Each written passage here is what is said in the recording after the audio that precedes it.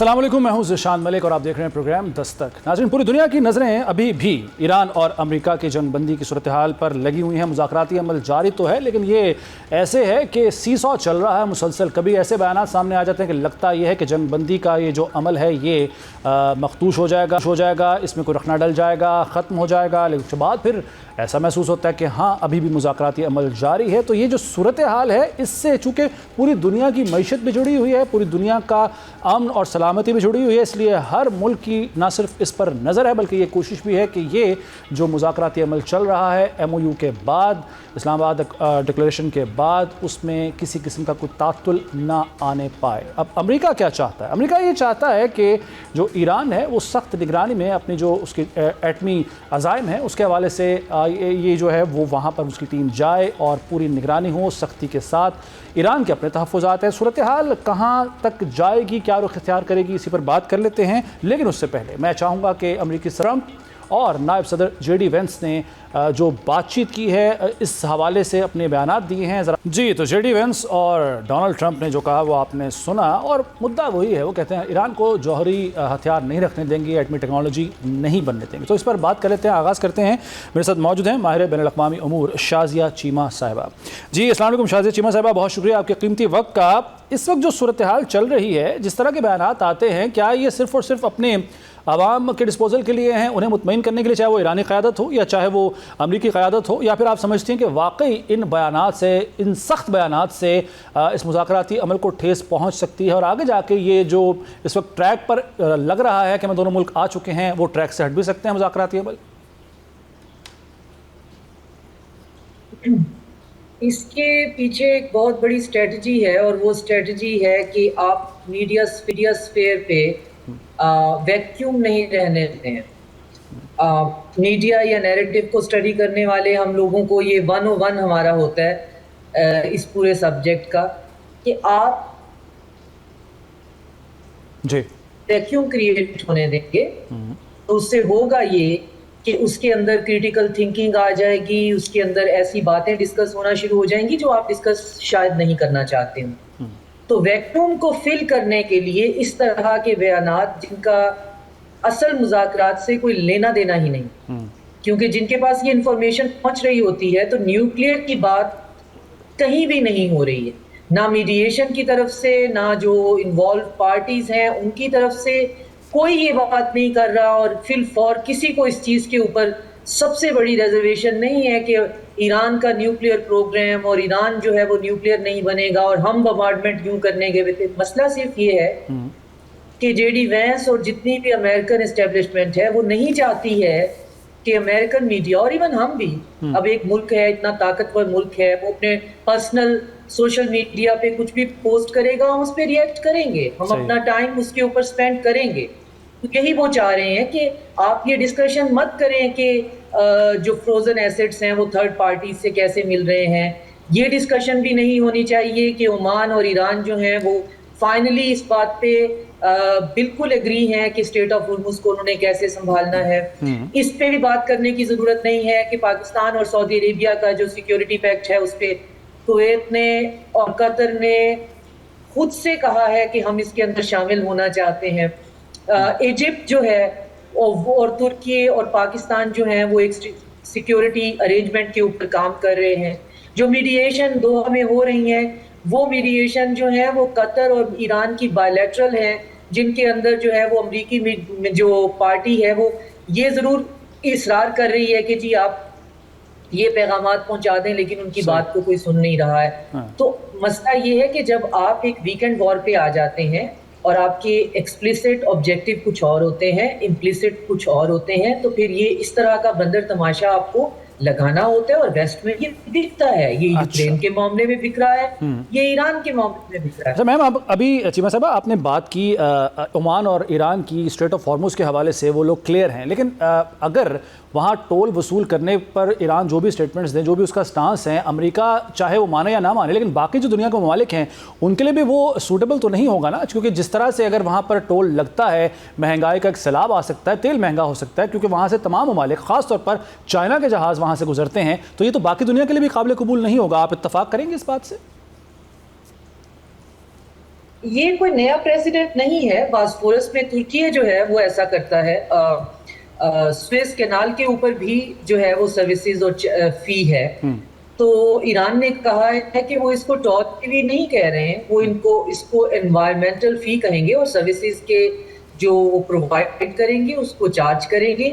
اور $1 پر لیٹر اگر ہے تو آپ اندازہ کریں کہ ایک جو ہے وہ بڑا کارگو کتنے جو ہے وہ ٹن لیٹر ہیں وہ لے کے جا رہا ہوتا ہے. تو وہ تو $1 پر لیٹر کی فی الحال بات ہو رہی ہے, جس میں 70% جو ہے وہ ایران اور عمان آپس میں ڈسٹریبیوٹ کریں گے, اور 30% واپس چلا جائے گا گلف کنٹریز کو, کیونکہ ان کا کارگو بہت زیادہ ہے اور ایران جو ہے ان کے ساتھ انٹیگریٹ کرنا چاہتا ہے. ایران اپنے ریجن کے اندر انٹیمیڈیشن کو ختم کرنا چاہتا ہے. اچھا ڈاکٹر شہزاد صاحب یہ بتائیے گا کہ جو میزائل پروگرام ہے ایران کا, اس پر ایک سٹیٹمنٹ تو بہرحال موجود ہے امریکی صدر ڈونلڈ ٹرمپ کی کہ وہ کہتے ہیں کہ باقی ممالک کو جس طرح حق ہے میزائل پروگرام چلانے کا, میزائل رکھنے کا, اس طرح ایران کو بھی ہونا چاہیے. لیکن اسرائیل اس حوالے سے بڑے تحفظات رکھتا ہے کیونکہ سب سے زیادہ نقصان بھی اسرائیل کو جو پہنچا ہے وہ اسی میزائل ٹیکنالوجی کی وجہ سے, میزائلز کی وجہ سے ہی پہنچا ہے.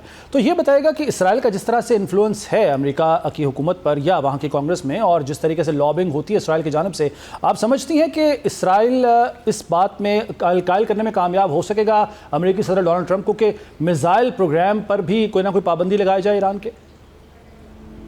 دیکھیں ایران پہ اور کتنی پابندیاں لگ سکتی ہیں, اس سے زیادہ کیا پابندیاں لگانی ہیں. 40 سال سے تو لگی ہوئی ہیں, اور ٹرمپ جو ہیں وہ بہرحال ایک طاقتور ملک کے پریزیڈنٹ ہیں اور خدا نہیں ہیں. اور ایران جو ہے اس کو اس کی ڈیٹرنس جو ہے وہ کسی نے چیریٹی میں تو نہیں دی ہے, اس نے خود حاصل کی ہے. اس کی بیلسٹک ٹیکنالوجی ہے اس کے پاس ہے, اور جس نے اور یہ ہمارے سمجھنے کے لیے بہت ضروری ہے کہ اسرائیل اور امریکہ دونوں کوئی گڈ ول جیسچر کے طور پہ یا گڈ ہارٹ کے طور پہ پیچھے نہیں گئے ہیں کہ وہ دنیا کو ہم بچا لیں یا دنیا میں ہمیں یہ نہیں کرنا چاہیے. وہ کچھ اور کر ہی نہیں سکتے ہیں, اور 95% چانس ہے کہ جس دن وہ یہ کچھ کرنے کے قابل ہوئے تو وہ پلٹ کے ضرور آئیں گے. اور یہی وجہ تھی کہ اتنا ایمبیگوٹی میں بھرا ہوا جو MOU ہے وہ اس کو قبول کیا گیا کہ ایٹ لیسٹ کوئی بریدنگ اسپیس ملے اور یہ یہاں سے جائیں. اور آپ نے دیکھا کہ اس بریدنگ اسپیس میں انہوں نے پورے MOU کو جو ہے وہ کویسچن کیا. اس کے اگینسٹ ایک ڈیل جو ہے لیبنان نے اسرائیل کے ساتھ کر لی, جس کی کوئی لیگل جسٹیفیکیشن نہیں ہے کیونکہ وہ ریٹیفائی ہی نہیں ہو سکتی کیبنٹ میں, لیکن وہ کر لی ہے صرف ایک ہوا اڑانے کے لیے. تو اب ایرانین سورسز یہ کہہ رہے ہیں کہ جو آیت اللہ خامنائی کے فیونرل کے بعد ہم اسی MOU کو آگے لے کے چلیں گے, اور اگر امریکہ جو ہے وہ اس پہ کام کرنا چاہتا ہے تو ٹھیک ہے, اور اگر وہ دوبارہ اٹیک کرنا چاہتا ہے تو بھی ٹھیک ہے. ہمیں اس کے علاوہ جو ہے ہماری ان کے ساتھ کوئی بات چیت نہیں ہے, جس میں MOU کی پہلی جو ہے وہ کلوز جو ہے اس میں لیبنان سے انخلا ہے اسرائیل کا, اور اس کے بعد پھر باقی چیزیں ہیں. تو یہ کہنا کہ جی ایران بہت اچھی سچویشن میں ہے یہ بھی غلط ہوگا, اور امریکہ اس سچویشن میں ہے کہ وہ ایران کے اوپر دوبارہ اٹیک کر لے, یہ بھی غلط ہوگا. تو یہ جو ہمیں پاز نظر آتا ہے اس میں ایک تو بہت بڑا ہاتھ پاکستان کا اور اس کی میڈیشن کا ہے, اور دوسرا اس کی بیک پہ چائنا اور چائنا کا فیوچر ویژن, جس پہ ابھی بھی یہ بیٹھ کر بات کر رہے ہیں کہ تمام کنٹریز جو ہیں وہ آپس کے تعلقات کو اس طرح سے کر لیں کہ پرابلم جو ہیں وہ خود سے سالو ہوتے جائیں, اور اسٹیٹ آف ہرمز جو ہے وہ دوبارہ کبھی جو ہے وہ امریکہ کے ہاتھ میں نہ جائے. یہ چائنا کو بھی سوٹ نہیں کرتا ہے. تو اس کے اندر ایک پلیئر نہیں ہے, اس میں ایک کنٹری کی جو ہے وہ چیزیں ایٹ سٹیک نہیں ہیں, یہ بہت زیادہ ممالک اس میں موجود ہیں, اور سب کے باہمی مشورے سے ایران جو ہے وہ اپنا اگلا قدم اٹھا رہا ہے. اور اگلے قدم میں ان کے اپنے اندر بھی جو ہیں وہ ہارڈ لائنر بھی موجود ہیں, ان کے اپنے اندر جو ہیں وہ دوسرے جو ہے وہ ریفارمسٹ بھی موجود ہیں, تو ان کو وہ سب کچھ بھی دیکھنا پڑتا ہے.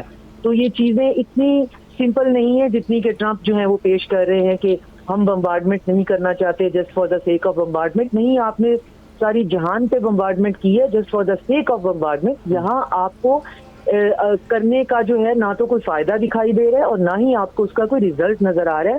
تو اب آپ نے یہ سوچا کہ ابھی پیچھے چند قدم ہٹ کے دیکھتے ہیں اور اس کے بعد پھر دوبارہ آنے کی تیاری کریں گے. اور دوبارہ آنے تک جو ہے عمان اور ایران کی ڈیل جو ہے وہ اسٹیٹ آف ہرمز پہ ہو چکی ہوگی. $3 بلین UAE دے چکا ہے, سعودی عربیہ $6 بلین دینے کی بات کر رہا ہے. وہ فیونرل سے پہلے یا بعد جو ہے وہ بھی ان کو ٹرانسفر ہو جائیں گے, اور باقی پیسے بھی جو ہیں وہ گلف کے کنٹریز جو ان کے فروزن ایسیٹس ہیں جو ان کے پاس ہیں وہ ان کو ریلیز کرنے کے لیے تیار ہیں. نیوکلیئر ڈیل ٹیبل پہ ہے ہی نہیں, وہ ایم او یو کا سب سے لاسٹ ایک چیز ہے جس پہ ڈسکشن اگر کبھی کسی نے کرنی ہوئی تو کرے, کیونکہ ایران کی ایسی کوئی وہ اجلت نہیں ہے ان کو کہ ان کے پاس جو ہے وہ منٹس کے حساب سے چیزیں جو ہیں وہ دیکھ رہے ہوں. تو وہ یہ دیکھ رہے ہیں کہ چیزیں کیسے چلتی ہیں. باقی اسرائیل کو پرابلم ہے تو اسرائیل جو کر سکتا ہے وہ کر لے, تو اس کا مطلب ہے اسرائیل فی الحال کچھ نہیں کر سکتا, لیکن بہرحال پھر بھی ایک بہت ہی خطرناک پلیئر ہے, اور اس کی جو اے سیمیٹرک اس کے جو سینیکل پلانز ہوتے ہیں وہ بہت ڈینجرس ہوتے ہیں.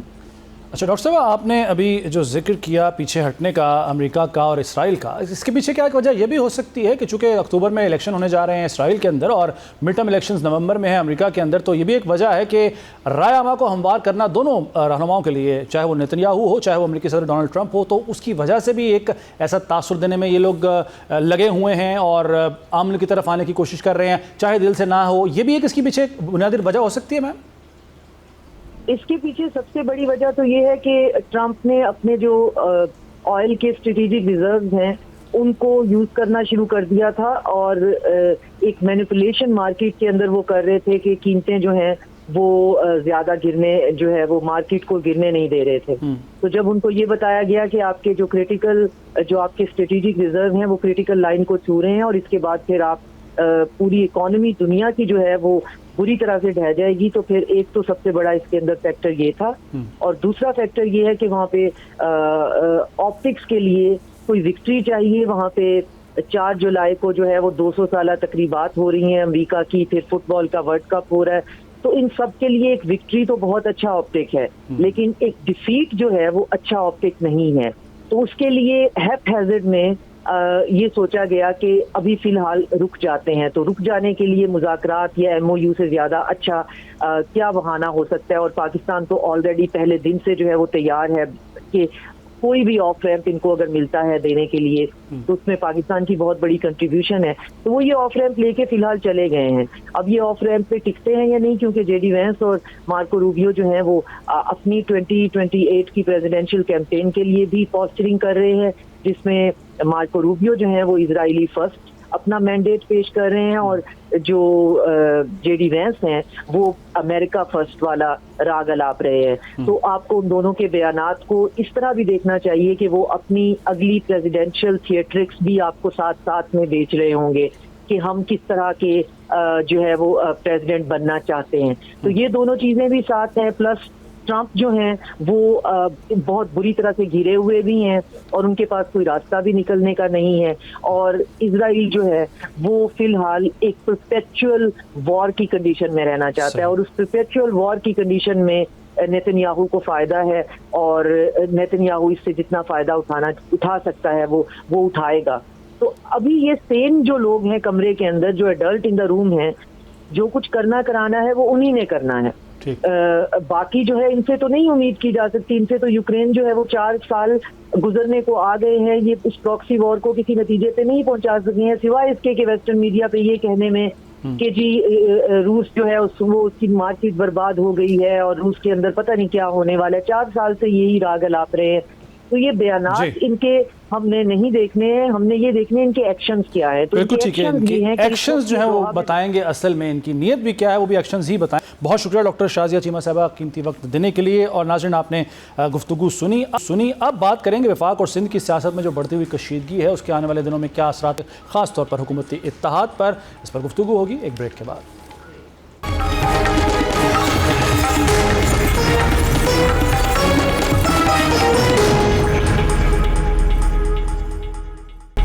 پروگرام ایک بار پھر خوش آمدید. ناظرین, وفاق اور سندھ کی سیاست میں بڑھتی ہوئی کشیدگی نے حکومتی اتحاد کے مستقبل پر سوالات کھڑے کر دیے ہیں. ایک طرف ایم کیو ایم پاکستان مسلسل اپنے تحفظات کا اظہار کر رہے ہیں, تو دوسری جانب پیپلز پارٹی بھی اپنے موقف پر قائم دکھائی دے رہی ہے. اب سب سے بڑا سوال یہ ہے کہ معاملات مذاکرات سے حل ہوں گے یا پھر اختلافات مزید شدت اختیار کر جائیں گے. اور گزشتہ چند روز سے ایم کیو ایم پاکستان کی جانب سے سندھ, خاص طور پر کراچی, حیدرآباد اور شہری علاقوں سے متعلق مختلف مسائل پر سخت موقف بھی اختیار کیا جا رہا ہے. کیا ہوگا, کیا آنے آنے والے دنوں میں جو پیپلز پارٹی بلیو رکھتی ہے اور اس حوالے سے اظہار بھی کرتی رہی ہے، بلکہ ان کا ماضی بھی ہے کہ وہ بات چیت سے مسائل کو حل کرتے ہیں اور اسی کو پسند بھی کرتے ہیں. تو اس پر پیپلز پارٹی کا کیا موقف ہوگا، کیا اسٹریٹجی ہوگی، حکمت عملی کیا ہوگی، اس پر بات کر لیتے ہیں. سینئر رہنما پارٹی قادر مندوخیل صاحب نے مجھے جوائن کیا ہے. بہت شکریہ قادر مندوخیل صاحب وقت دینے کے لیے. سر، پہلے تو ایم کیو ایم کے ساتھ آپ کے جو اتحاد ہے اور جو تحفظات ایم کیو ایم پاکستان کو ہیں، میں چاہوں گا ذرا آپ بتائیں گے کہ ایم کیو ایم کیا چاہتی ہے پاکستان پیپلز پارٹی کی گورنمنٹ سے، اور سندھ میں خاص طور پر اگر حیدرآباد اور کراچی کی بات کی جائے تو کون سے ایسے پوائنٹس ہیں، کون سے ایسے ایلیمنٹس ہیں جس پر وہ چاہتے ہیں کہ آپ لوگ ان کے ساتھ تعاون کریں؟ بہت شکریہ جناب. پہلے تو ہمارا کوئی اتحاد نہیں ہے ایم کیو ایم کے ساتھ. اور کون سا انکم، دوسرا سوال میرے کون سا انکم، الطاف حسین والا یا مخبر قومی موومنٹ؟ اور پھر اگر آپ الطاف حسین والا انکم نہیں ہے، مخبر قومی موومنٹ ہے، تو وہ بھی 2 دڑے بلکہ 3 دڑے. ابھی جس کا ذکر کیے ہے ابھی انیس قائم خانی صاحب ہے، انہوں نے اجلاس بلایا ہے اور پیپلز پارٹی کے خلاف احتجاج کریں گے. پہلے تو سوال یہ ہے کہ یہ بندہ نہ اس کے پاس کوئی ذمہ داری ہے نہ کوئی عہدہ ہے، وہ سارے ایم کیو ایم کا اجلاس کیسے بلا سکتا ہے؟ اور دوسری طرف جو خالد مقبول صدیقی صاحب اور کامران ٹسوری صاحب اور امین لک صاحب اور فاروق ستار صاحب الگ اجلاس کر رہے ہیں، وہ اپنی مشاورت کر رہے ہیں. تو میرے بھائی پہلے تو یہ واضح کرے کہ کون سا ایم کیو ایم اور کون سا دڑا، کون سا، جن کے آپس میں جھگڑے ہیں، بلیک میلنگ کرے، ایک دوسرے کے ساتھ قبضہ کرنے کی کوشش کرے. آپ نے مصطفیٰ کمال صاحب کے بیانات دیکھے، خالد مقبول کے خلاف خالد مقبول صدیقی کے بیانات آپ نے دیکھے. اور پھر مصطفیٰ کمال صاحب کا ایم کیو ایم سے تعلق کیا، وہ تو پی ایس پی کا وہ تھا، سربراہ تھا. اور پھر اس کے بعد وہ پی ایس پی ختم کر کے کون سا لمحہ تھا، کون سا وہ نیوز ہے آپ مجھے بتا سکتے ہیں جہاں انہوں نے ایم کیو ایم جوائن کیے؟ ایم کیو ایم کا ٹکٹ مل گیا اور وہ ٹکٹ بجا کے ایم این اے بن گیا. تو اتنی اگر وہ خوددار ہے، چلو میں غیرتمند کا لفظ استعمال نہیں کرتا ہوں، وہ اتنے خوددار ہے، وہ اتنے ایماندار ہے، تو چھوڑ دیں ایم کیو ایم کا ٹکٹ اور لڑے پی ایس پی اور جو بھی اس کا نام ہے اس گروپ پہ، تو پتہ چل جائے گا اس کو عوام کتنی ووٹ دیتے ہیں. اور پہلے کون سا ووٹ دیے تھے؟ پہلے بھی تو 3800 ووٹ پہ فارم 47 کے تحت وہ آیا تھا. تو میں یہ سمجھ رہا ہوں کہ یہ ایم کیو ایم کی اپنی اختلاف ہے، اندرونی اختلافات ہے. پیپلز پارٹی ریلیکس ہے، 2/3 میجارٹی زیادہ ہماری سندھ حکومت ہے، ہمیں کوئی ٹینشن نہیں ہے، کوئی پرواہ نہیں ہے، نہ میں ان کی پرواہ ہے نہ ان کی بلیک میلنگ میں مات ہے.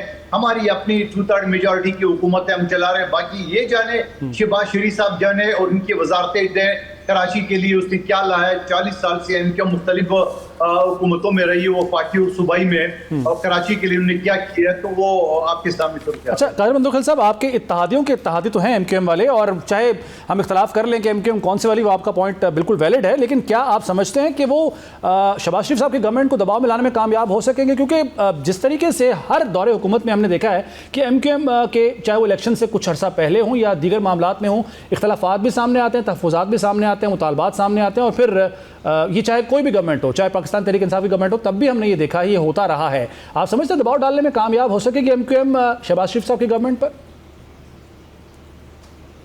نہیں، دیکھیں پہلی بات تو یہ کہ شہباز شریف صاحب حکومت کوئی خطرہ نہیں ہے. ان کے پاس سمپل جو میجورٹی ہے 169 ووٹ جو وزیر اعظم کے سیٹ کے لیے درکار ہے، وہ ان کے پاس 170 ہے.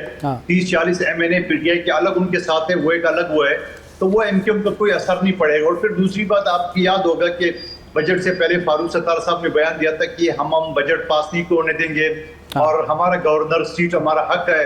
اور پھر وہی سوال جب میڈیا نے مصطفیٰ کمال صاحب سے پوچھا، اس نے بولا مجھے تو پتہ ہی نہیں ہے، نہ وہ میٹنگ میں کوئی ذکر ہے. تو یہ میں نے آپ کو بولا نا کہ یہ 3 دڑے ہیں، یہ آپس میں ایک دوسرے سے مراد حاصل کرنے کے لیے یا حکومت کو بلیک میل کر کے مراد حاصل کر رہے ہیں.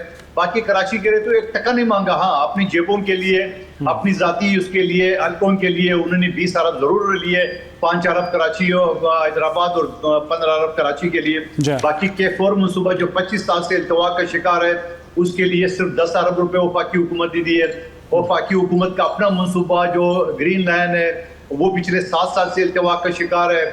پورے سندھ میں ایک موٹر وے نہیں ہے، پورے بلوچستان میں ایک موٹر وے نہیں ہے، اور پنجاب میں موٹر وے پہ موٹر وے بنائے جا رہے. تو وہ تو ایک تعصب تو ہے وفاقی حکومت کا خاص طور پہ مسلم لیگ نون کا جو وہ سینٹرل پنجاب میں پیسے خرچ کر رہی ہے، نہ وہ جنوبی پنجاب نہ باقی صوبوں کو ٹکا دینے کو تیار ہے. اور شہباز شریف صاحب دوڑے کراچی ضرور آتے ہیں الیکشن لڑنے کے لیے، لیکن کراچی کی عوام نے بھی ان کو جواب دیے 2018 کے الیکشن میں، 2021 کے الیکشن میں اور 2024 کے الیکشن میں.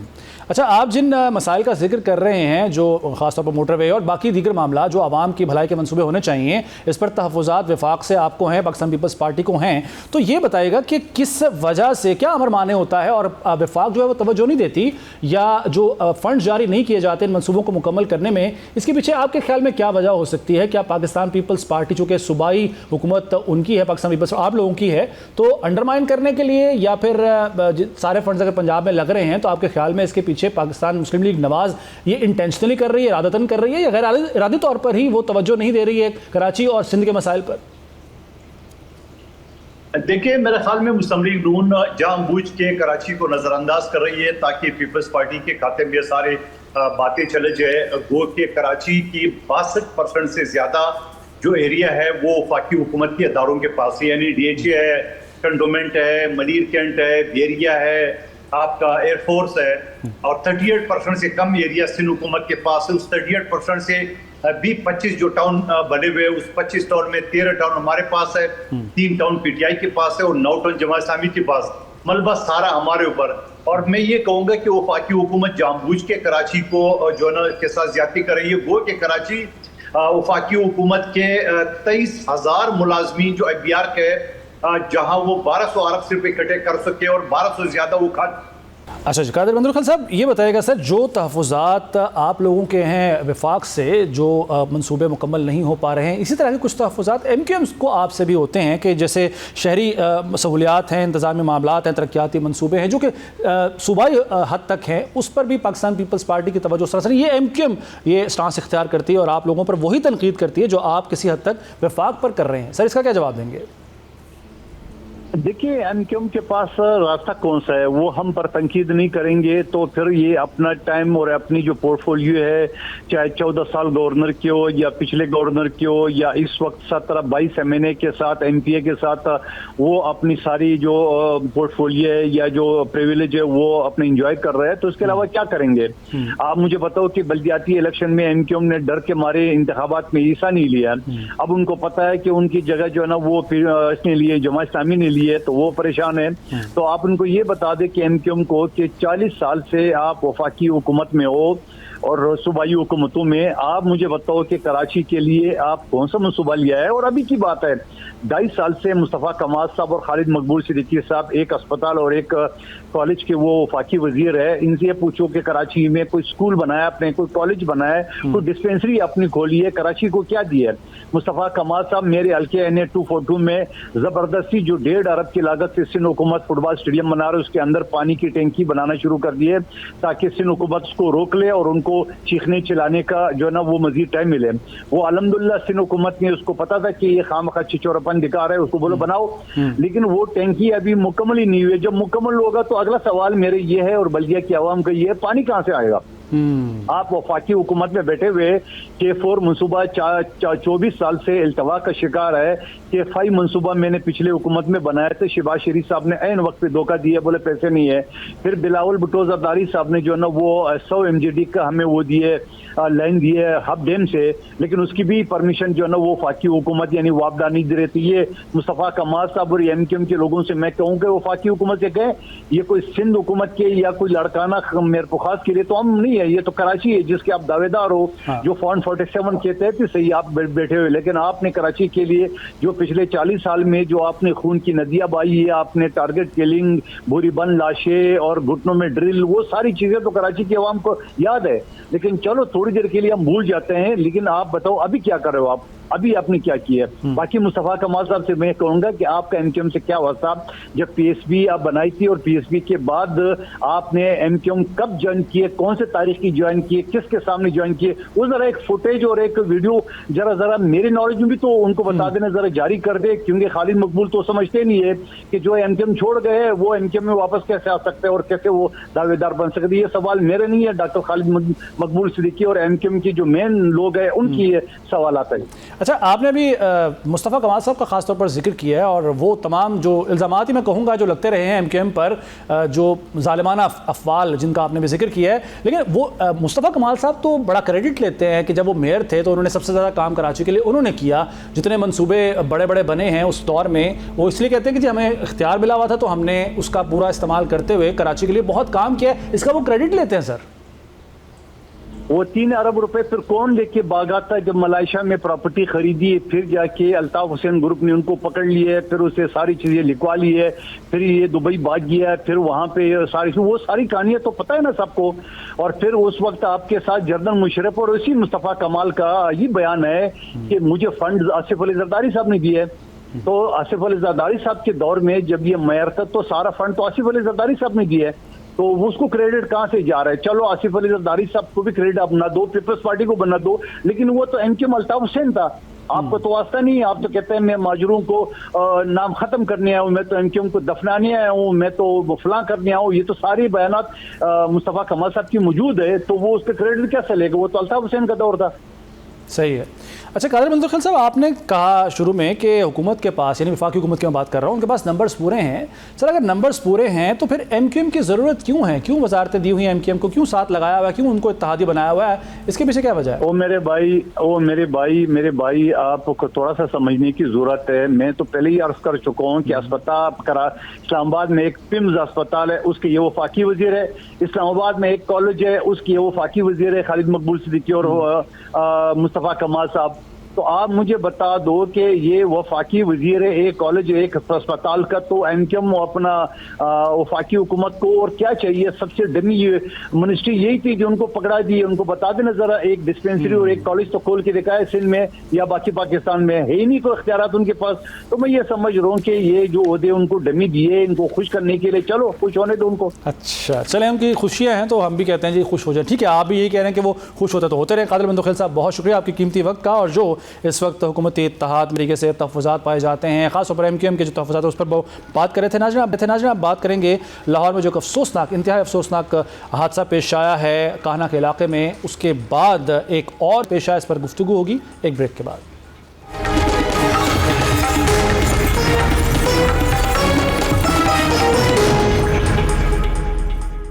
پروگرام ایک بار پھر خوش آمدید۔ ناظرین، جو ایک بار ہو وہ حادثہ ہوتا ہے، اگر وہی حادثہ بار بار ہو تو اسے مجرمانہ غفلت اور نااہلی کہتے ہیں۔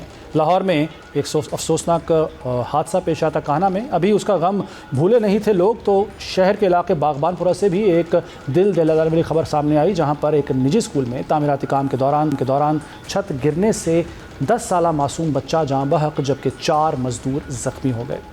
اچھا، ریسکیو حکام کے مطابق واقعی کی اطلاع ملتے ہی امدادی ٹیمیں فوری طور پر موقع پر پہنچیں، ملبے تلے دبے افراد کو نکال کر قریبی اسپتال منتقل کیا، تاہم ڈاکٹروں نے 10 سالہ ابوبکر کے جاں بحق ہونے کی تصدیق کر دی، جبکہ زخمی مزدوروں کو طبی امداد دی جا رہی ہے۔ ابتدائی اطلاعات کے مطابق اسکول کی توسیع کے لیے تعمیراتی کام جاری تھا کہ اچانک چھت کا ایک حصہ منہدم ہو کر نیچے آ گرا۔ حادثے کے وقت اسکول میں سمر کیمپ بھی جاری تھا اور متعدد بچے عمارت میں موجود تھے۔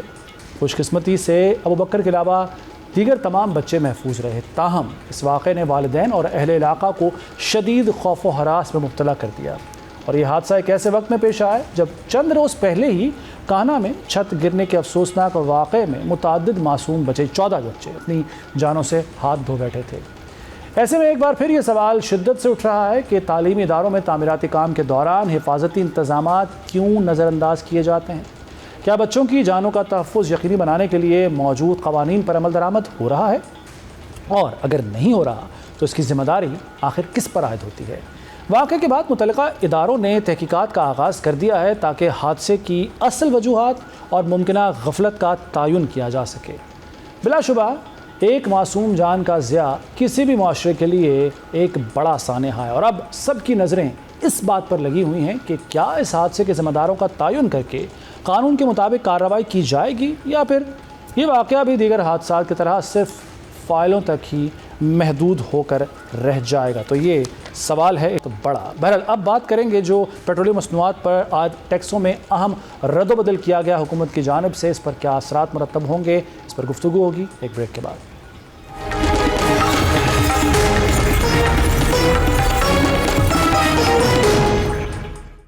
ایک بار پھر خوش آمدید کہتے ہیں آپ کو دستک میں۔ نئے مالی سال کا آغاز ہوتے ہی حکومت نے پیٹرولیم مصنوعات پر عائد ٹیکسوں میں اہم رد و بدل کر دیا ہے۔ بظاہر پیٹرول اور ڈیزل کی مجموعی وصولی میں کوئی اضافہ نہیں کیا گیا، لیکن حکومت نے ایک لیوی کم کر کے دوسری لیوی بڑھا دی ہے۔ آخر اس تبدیلی کا مقصد کیا ہے اور کیا اس کا اثر عوام کی جیب پر پڑے گا، اور حکومت نے یہ فیصلہ آخر کیوں کیا ہے؟ ناظرین، وفاقی حکومت نے پیٹرول اور ڈیزل پر عائد کلائمیٹ سپورٹ لیوی میں 2.5 روپے فی لیٹر اضافہ کر دیا ہے۔ اس اضافے کے بعد یہ لیوی اب 2.5 روپے سے بڑھ کر 5 روپے فی لیٹر ہو گئی ہے، اور اس کے ساتھ ہی حکومت نے پیٹرول اور ڈیزل پر عائد پیٹرولیم لیوی میں بھی 2.5 روپے فی لیٹر کمی کر دی ہے۔ حکومتی حکام کا کہنا ہے کہ یہ کمی اس لیے کی گئی ہے تاکہ کلائمیٹ سپورٹ لیوی میں اضافے کو ایڈجسٹ کیا جا سکے اور صارفین پر فوری طور پر اضافی مالی بوجھ نہ پڑے۔ یعنی اگر مجموعی حساب دیکھا جائے تو فی الحال صارفین سے وصول کی جانے والی مجموعی رقم میں کوئی نمایاں تبدیلی نہیں آئی ہے، بلکہ صرف ٹیکس کی ایک مد کو کم کر کے دوسری مد میں منتقل کر دیا گیا ہے۔ ماہرین معیشت کے مطابق حکومت آئندہ برسوں میں ماحولیاتی منصوبوں، صاف توانائی، موسمیاتی تبدیلی سے نمٹنے اور عالمی ماحولیاتی پروگراموں سے ہم آہنگی کے لیے کلائمیٹ سپورٹ لیوی کو ایک مستقل مالیاتی ذریعہ بنانا چاہتی ہے۔ دوسری جانب ناقدین کا کہنا ہے کہ عوام کے لیے اصل اہمیت اس بات کی ہے کہ پیٹرول اور ڈیزل کی مجموعی قیمت میں کتنا فرق پڑتا ہے، کیونکہ روزمرہ زندگی، ٹرانسپورٹ کے خراجات اور مہنگائی کا براہ راست تعلق ایندھن کی قیمتوں سے ہوتا ہے۔ اب جناب سب کی نظریں آئندہ پیٹرولیم قیمتوں کے اعلان پر ہیں۔ اگر عالمی منڈی میں خام تیل کی قیمتوں میں اضافہ یا پھر کمی ہوتی ہے تو اس کے اثرات پاکستانی صارفین تک بھی پہنچ سکتے ہیں۔ فی الحال حکومت کا موقف ہے کہ لیوی کی شرح میں یہ رد و بدل مہنگوں کے ڈھانچے میں تبدیلی ہے، جبکہ عوام کی توجہ اس بات پر مرکوز ہے کہ آنے والے دنوں میں پیٹرول اور ڈیزل کی قیمتیں کس سمت جاتی ہیں۔ بہرحال آنے والے دن یہ بتائیں گے کیا ہوتا ہے پیٹرولیم اور ڈیزل کی قیمتوں کے حوالے سے اور عوام پر کتنا اثر پڑتا ہے۔ پروگرام کا وقت ختم ہو گیا ہے۔ ذیشان ملک کو دستک سے اجازت دیجیے، اللہ حافظ۔